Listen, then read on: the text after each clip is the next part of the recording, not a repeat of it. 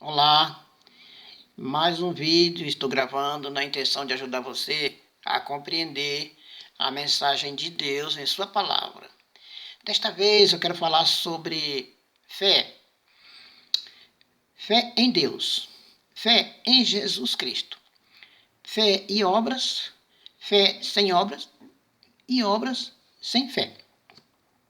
Nós temos na carta aos Hebreus um capítulo inteiro falando sobre a fé que tiveram nossos antepassados, o povo do Velho Testamento, os heróis do Velho Testamento, e as obras extraordinárias que aconteceram com eles por meio da fé que eles possuíram.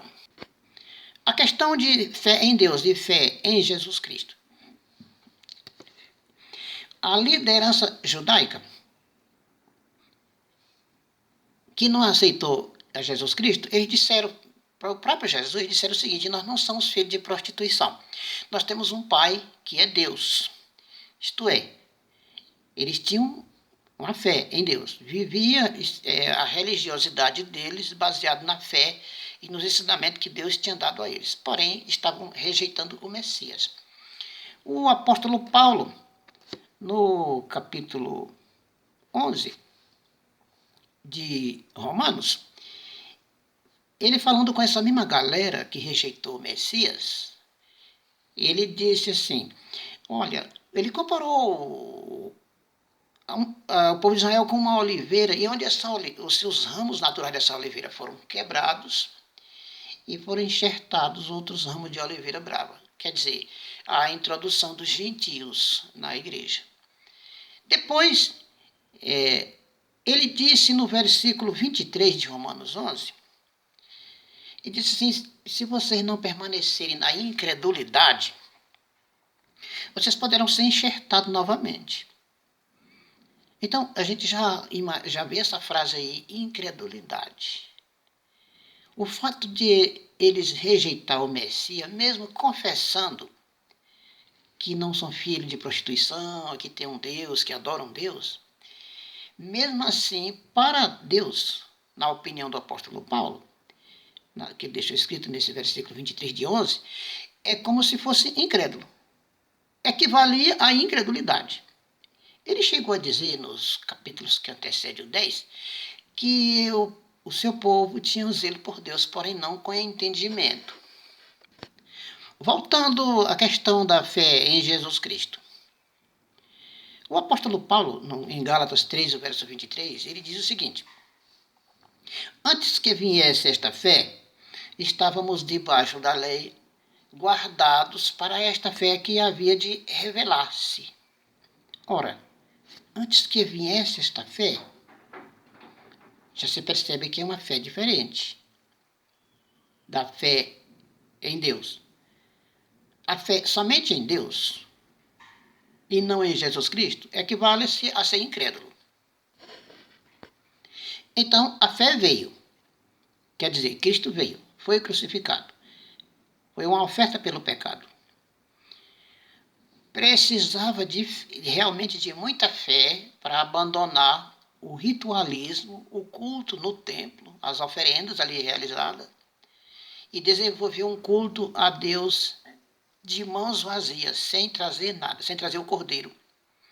Era necessário realmente de muita fé para fazer isso, tendo em vista que este culto tinha sido estabelecido por Deus aos nossos antepassados. Justificação pela fé. A justificação pela fé é a mesma coisa de salvação pela graça. E essa justificação pela fé, ela é uma espécie de julgamento antecipado, onde o pecador tem que ir logo em vida acertar suas contas com Deus. Nesse momento, ele, reconhecendo pela fé que Cristo foi condenado no seu lugar, pagou o preço dos seus pecados, neste momento ele é inocentado, todos os seus pecados são cancelados e ele é absolvido como uma pessoa salva. Jesus nunca falou verbalmente sobre justificação pela fé. Essa frase ele não usou, mas fez algumas ilustrações. Quer ver? quando ele contou a parábola do publicano e o fariseu que foram ao templo fazer uma oração, ali aparece o fariseu ostentando-se as suas obras, mesmo não tendo fé no Messias. Porque todos os que se ostentam por obras, que se confiam em obras, de fato ele vira as costas para Jesus. E o publicano se humilhou. Ele não viu dignidade nenhuma, porém confiou pela fé na misericórdia de Deus. Já o outro mostrou o seu currículo. E isso realmente ofende a Deus e o seu plano não encaixa no de Deus. Tem mais exemplo, como o do filho pródigo, o da mulher que veio para ser apedrejada. E também tem a história do ladrão na cruz, que pela fé implorou a misericórdia e foi salvo. Foi justificado por fé. Paulo, quando quis introduzir nos seus conterrâneos a crença da justificação pela fé, ele usou personagens do passado. Ele usou Abraão e Davi. Quando ele queria ensinar qualquer coisa, qualquer doutrina, ele sempre usava essa figura. Ele usou, para a entrada do pecado, ele usou a figura de Adão, a personagem Adão. Entrou pelo um só homem, e pelo um só homem veio a morte passou a todos. No caso da justificação pela fé, ele usou Abraão. Se ele usou Abraão como sendo justificado pela fé, então a justificação pela fé ou a salvação pela graça não é doutrina do Novo Testamento. Todos os personagens do Velho Testamento, não somente Abraão, foram justificados pela fé. Por isso que eles aparecem lá no capítulo 11 de Hebreus, com grandes realizações espetaculares na vida deles, porque desenvolveram fé no Messias que ainda estava por vir. Então, nós temos também um exemplo de Daniel lá no capítulo 9 do seu livro, dizendo que nós não vemos a tua presença fiado nas nossas obras. Então, concluímos que Deus nunca justificou o pecador por meio de obras. Nunca justificou pela lei. Nunca justificou pela obediência. Nunca. Então, no caso de Abraão, no capítulo 4 de Romanos, o apóstolo dedica para frisar a personagem de Abraão. Ele disse assim: se Abraão fosse justificado, tivesse sido justificado por obras, ele tinha de que se gloriar, não na presença de Deus. Então, depois ele continua dizendo que ao que trabalha, quer dizer, o que faz obra, o seu salário não é considerado como um favor, e sim como uma dívida. Ele está querendo dizer o seguinte: aquele que pratica boas obras no intuito de ganhar salvação, a sua salvação seria uma forma de pagamento. Você trabalhou, fez obra, então tem dignidade, então vai ser salvo. Deus nunca utilizou esse método. É repugnado por Deus. A salvação sempre foi por graça.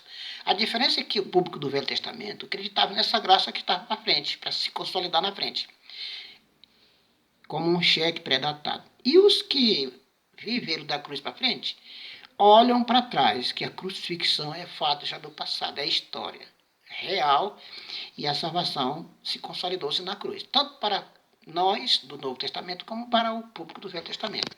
Ok? Depois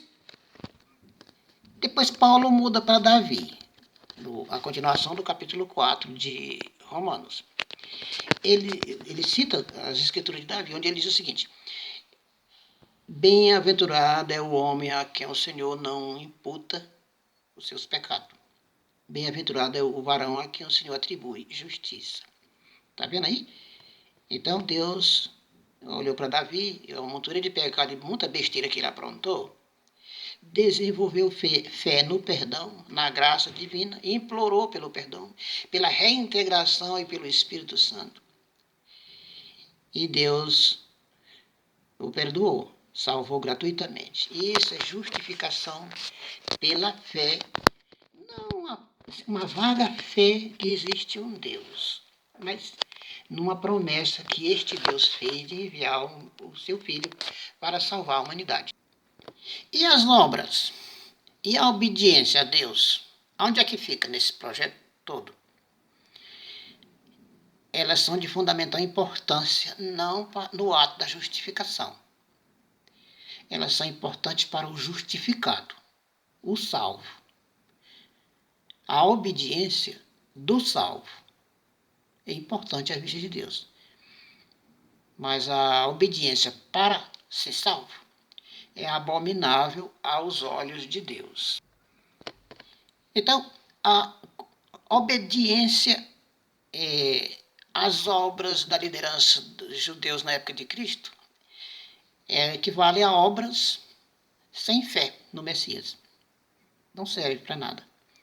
Ainda hoje eles propõem a chamar a atenção de Deus através desse estilo de vida.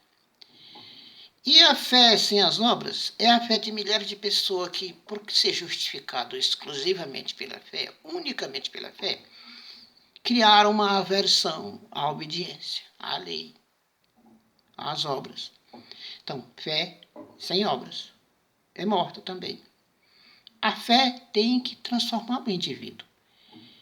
Ele tem que produzir alguma coisa. E esse produzir é obras.